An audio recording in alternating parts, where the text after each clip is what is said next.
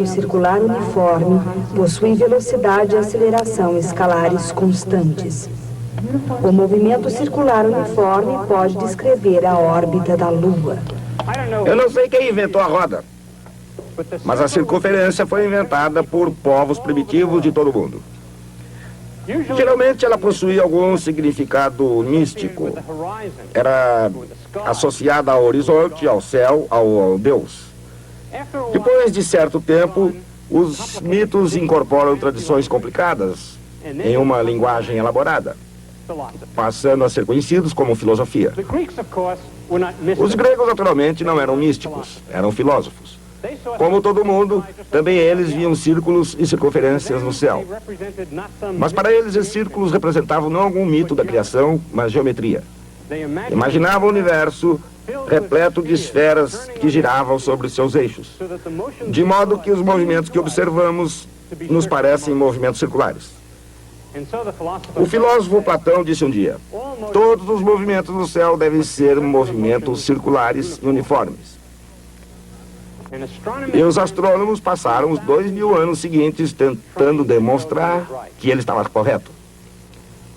A astronomia era uma profissão e tinha um trabalho a realizar. Sua função era prever onde cada corpo celeste poderia ser encontrado a qualquer hora, em qualquer noite. Essas previsões eram importantes, pois eram utilizadas na agricultura, na navegação e, acima de tudo, naquela época, em horóscopos.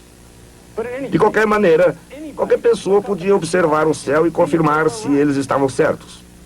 Não devemos esquecer que os antigos passavam muito mais tempo contemplando o céu em noites claras do que fazemos hoje. Assim, usando movimentos circulares, eles precisavam prever onde estariam os astros e precisavam acertar. Era uma obrigação.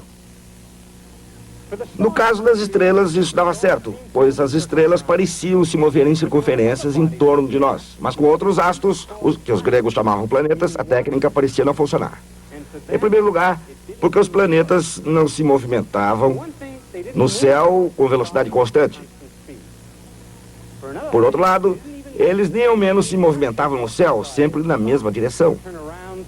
Às vezes davam uma volta e se movimentavam para trás. Além do mais, dois deles, Mercúrio e Vênus, pareciam estar sempre muito próximos do Sol, o que não acontecia com os outros. Finalmente, eles não pareciam ter sempre o mesmo brilho, o que significava que não estavam sempre à mesma distância da Terra. De qualquer maneira, Platão dissera que todos esses movimentos deviam ser movimentos circulares uniformes, e era isso que os astrônomos tinham que provar. Eles construíram um sistema que funcionava muitíssimo bem. Os planetas girariam em circunferências que giravam em torno da Terra. Elas eram chamadas de epiciclos. Para compreender isso, precisamos fazer também uma pequena volta e retornar ao ponto em que começamos.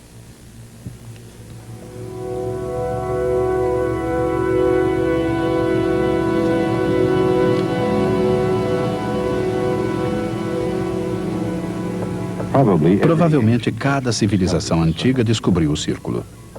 Caminhando por circunferências simbólicas, os nativos americanos adoravam o Sol.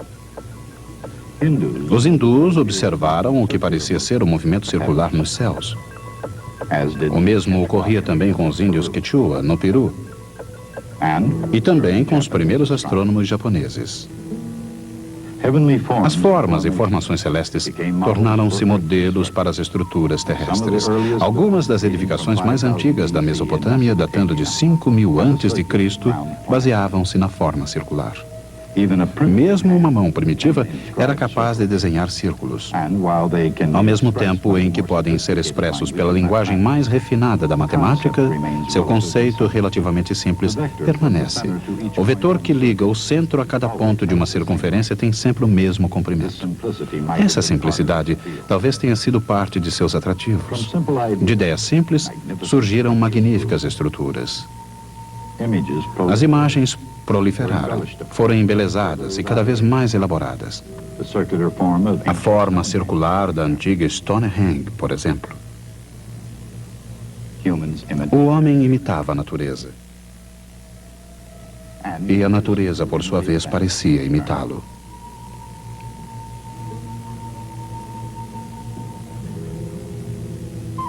A decoração tornou-se função, e a função seguiu-se à forma.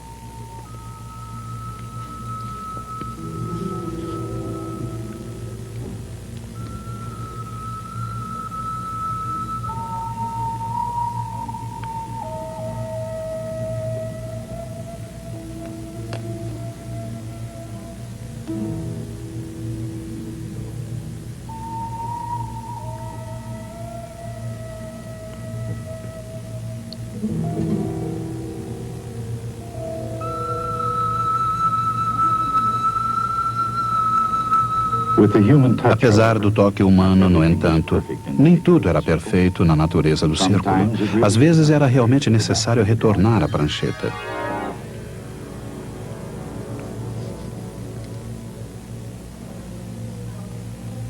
A posição de qualquer ponto de um círculo pode ser descrita por suas coordenadas cartesianas, ou pela sua distância desde o centro e o ângulo com o eixo X. Esse posicionamento é feito pela trigonometria.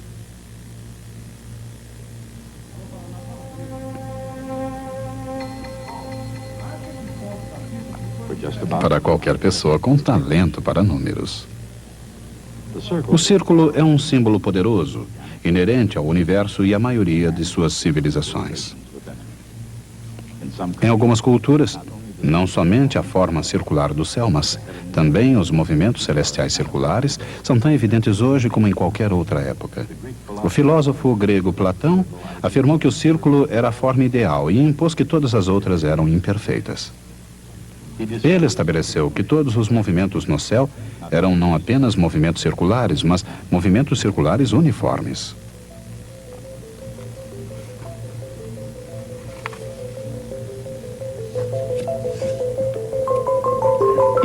Cada corpo celeste deveria ser um ponto movendo-se em uma circunferência com velocidade constante. Dito de outro jeito, o vetor posição forma um ângulo que aumenta com velocidade constante. Essa velocidade, ômega, é conhecida como a velocidade angular do objeto. Em qualquer instante t, o ângulo θ é igual a ômega t.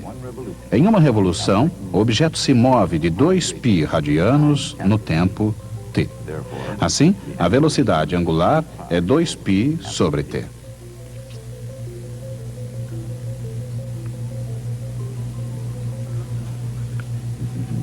Platão frequentemente dizia que Deus praticava a geometria.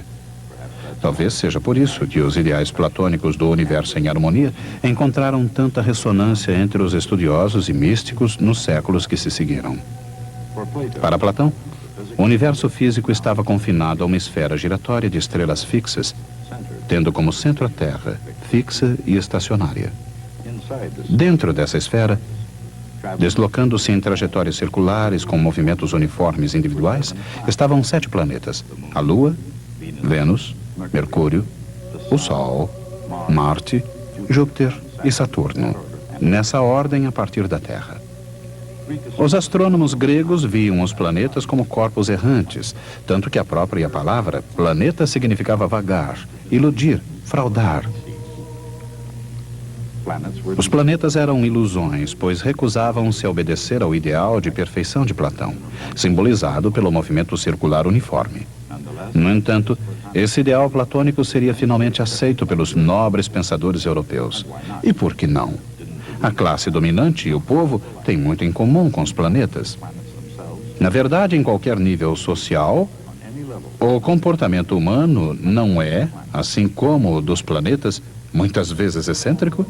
E sob determinadas condições, também os homens, assim como os planetas, não tendem a vagar a esmo e parecerem ilusões? Mas na Renascença, dominada pela realeza, nem planetas nem nobres estavam sujeitos a críticas, por não serem absolutamente perfeitos. Talvez por causa disso, no céu ou na terra, o comportamento errático não significa necessariamente imperfeição. A perfeição, afinal, dependia da visão do observador, o mesmo acontecendo com a realidade. Considerando as melhores hipóteses possíveis, será que o olho nu é capaz de ver a realidade com perfeição? Nem sempre. Algumas vezes, as percepções da realidade podem ser meras sombras da realidade. Algo que parece ter seus altos e baixos, por exemplo, pode na verdade estar acontecendo em círculos. Na linguagem vetorial, a sombra de um movimento pode representar um dos componentes do movimento.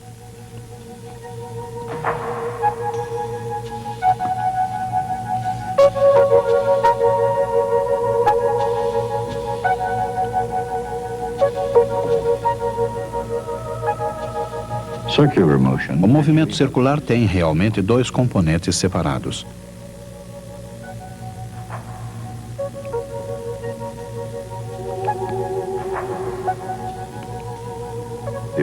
O vetor original é a sua soma.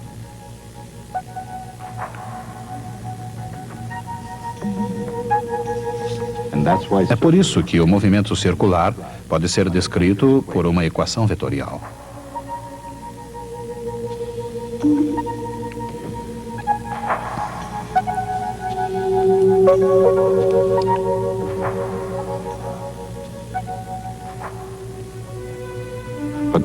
Os movimentos dos planetas, quando vistos contra o fundo estrelado do céu, eram muito complicados. Eles pareciam contradizer a ideia do movimento circular uniforme. Modelos teóricos dos movimentos planetários foram criados pelos seguidores de Platão. Cada um deles procurava introduzir algo para salvar as aparências. Em outras palavras, para tornar o comportamento observado compatível com a ideia platônica. Uma tentativa, uma invenção de Apolônio de Perga, recebeu o nome de epiciclo. Os planetas moviam-se em pequenas circunferências ligadas a uma circunferência maior, também rodando. A circunferência maior era chamada deferente e a menor, epiciclo.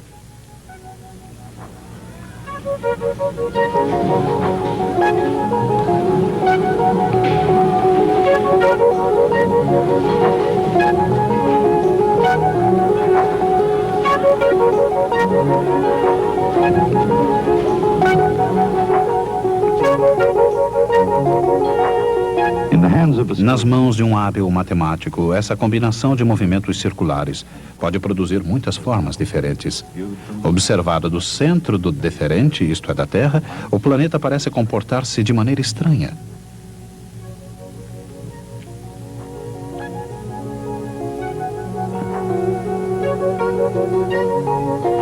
Se o deferente e o epiciclo girassem com a mesma velocidade, a figura seria outra circunferência com o centro fora da Terra.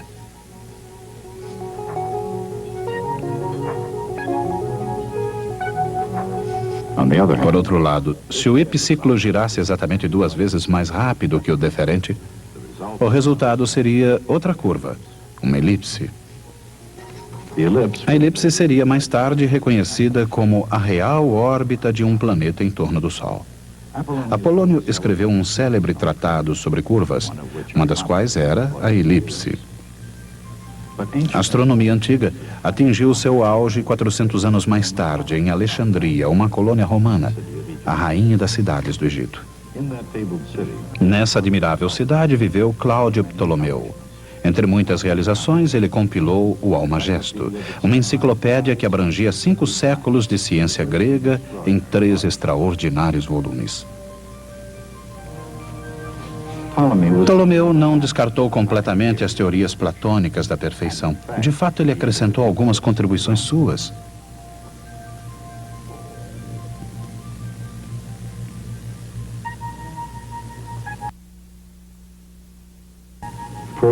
Por exemplo, o deferente dos planetas superiores, Marte, Júpiter e Saturno, não girava com velocidade uniforme em torno do centro. Ele adotou uma órbita oval para Mercúrio. Embora surpreendentes, as novidades impostas por Ptolomeu ficaram restritas a rodapés esotéricos em algumas páginas do imenso Almagesto. Foram também esmagadas pelo princípio fundamental dos astrônomos gregos, que adotavam um sistema totalmente baseado no movimento circular uniforme. As variações impostas por Ptolomeu em torno do tema perfeição de Platão foram relativamente sutis, mas tiveram um efeito profundo sobre Nicolau Copérnico.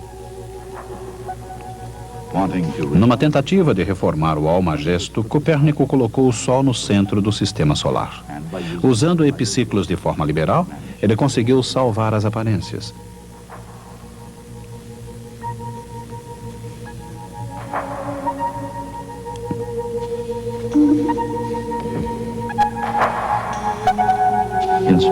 Apesar dos epiciclos, o universo de Copérnico tinha planetas girando em torno do Sol e a Lua girando em torno da Terra, em um movimento circular quase uniforme. Para manter as preferências estéticas tradicionais, ele criou um novo e mais acurado modelo do sistema solar, o sistema de Copérnico. Um século e meio depois, Isaac Newton demonstraria por que esse sistema funcionava, começando com sua teoria sobre a Lua. A Lua está sempre caindo, contudo, ela sempre permanece no céu. A força gravitacional da Terra faz a Lua acelerar segundo a equação F igual ma. Embora ela acelere sempre, ela se move com velocidade escalar constante. Isso parece contradizer o próprio conceito de aceleração, mas aceleração é a rapidez na mudança da velocidade, e a velocidade é um vetor.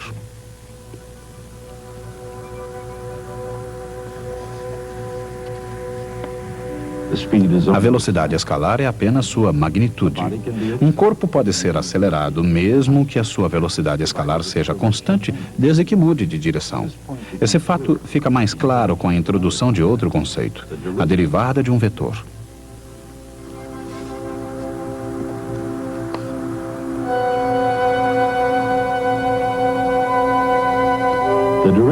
A derivada de uma função explica com que rapidez ela se altera num determinado instante. A derivada de um vetor explica com que rapidez o vetor se altera. Um vetor pode se alterar mudando de tamanho ou de direção, ou ambos.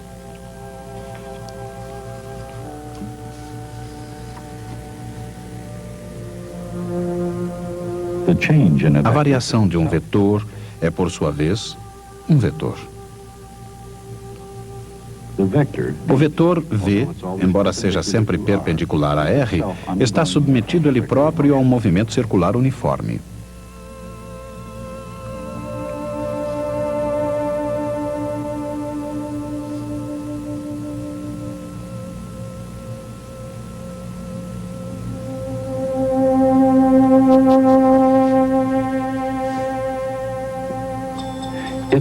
Sua derivada é a aceleração.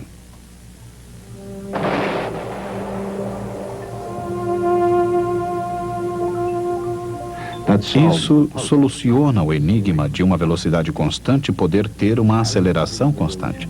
Quando um corpo é submetido a um movimento circular uniforme, a aceleração continuamente muda a direção do vetor velocidade, que por sua vez continuamente muda o raio vetor. Os três se ordenam passo a passo, mantendo magnitudes constantes, mas mudando continuamente de direção. A ideia da derivada de um vetor não é nova. Lembre-se que F igual ma é, ela própria, uma equação com derivada de vetores. A única diferença é que até agora derivamos apenas funções com vetores com só um componente. Só funções simples foram derivadas. No movimento circular uniforme, a velocidade é perpendicular ao raio vetor e a aceleração é perpendicular ao vetor velocidade. Assim, ele se localiza ao longo do raio vetor, mas no sentido oposto deste.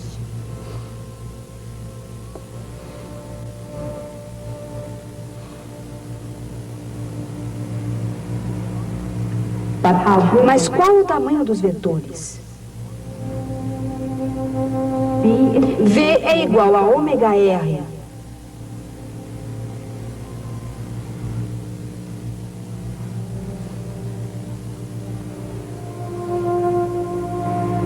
E A é igual a ômega V.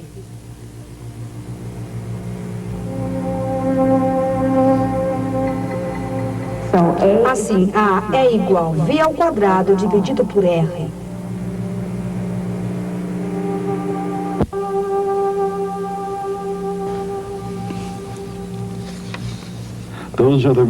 Essas são as relações entre raio, velocidade e aceleração, unidos em eterna dança no movimento circular uniforme. Isaac Newton compreendeu que qualquer corpo que se encontre num movimento circular uniforme está sempre sendo acelerado. Ele chamou de aceleração de centrípeta. De acordo com a segunda lei de Newton, é necessária uma força para produzir essa aceleração contínua. Para um corpo em órbita, essa força é a gravidade.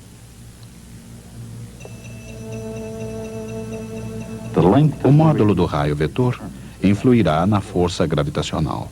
Essa força, por sua vez, fornecerá a aceleração. Mas o movimento circular exige essa relação entre raio, velocidade e aceleração. Assim, quando um corpo inicia um movimento com velocidade adequada, sua velocidade escalar se mantém constante. E o resultado é um movimento circular uniforme.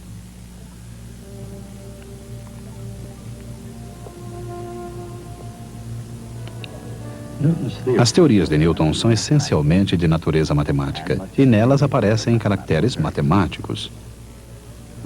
O que se pode dizer do temperamento e do caráter de Newton?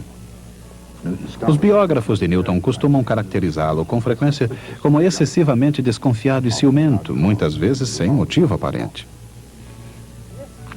E também extremamente solitário, mal-humorado e vingativo. Com esses traços, só mesmo a mais criativa ficção poderia apresentar Sir Isaac Newton como um sujeito alegre e brincalhão. Seu temperamento instável não lhe garantia uma personalidade agradável. Não tinha amigos entre os seus contemporâneos. Era frio, se não antissocial. E a história não parece registrar qualquer momento de humor de Sir Isaac Newton.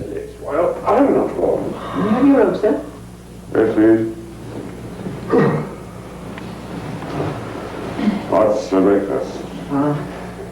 Guess your favorite, sir.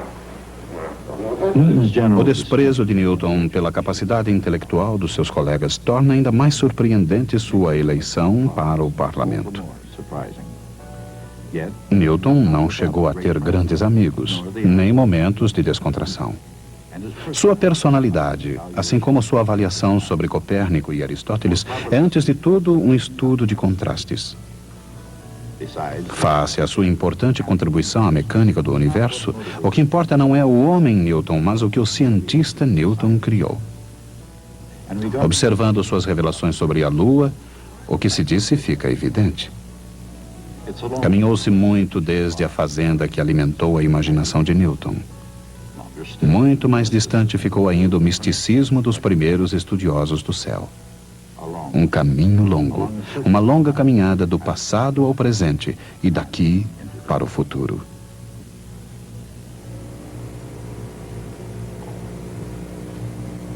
Agora, no interesse da justiça, gostaria de mudar completamente de assunto. Uma das mais infames atividades de alguns governos é a tortura de prisioneiros. Hoje, suponho, nenhum governo de qualquer lugar no mundo admite abertamente a tortura de prisioneiros. Mas é claro, sabemos que fazem isso de forma secreta e legal. Em épocas mais remotas, no entanto, da Idade Média até o Renascimento, tortura era uma prática aberta e legal. Isso significava que alicates, cavaletes, estacas e fogueiras, assim como cavalos que puxavam corpos em direções opostas e ao mesmo tempo, eram todos instrumentos de tortura usados pela polícia dos estados. Mas o fato de a tortura ser uma instituição legal oferecia vantagem até mesmo às vítimas. Primeiro, porque os carrascos eram profissionais experimentados.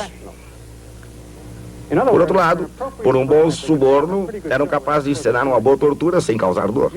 Geralmente era isso feito, antes que se chegasse à parte excitante. O mais importante no fato de a tortura ser uma instituição legal era que ela estava sujeita a certas leis.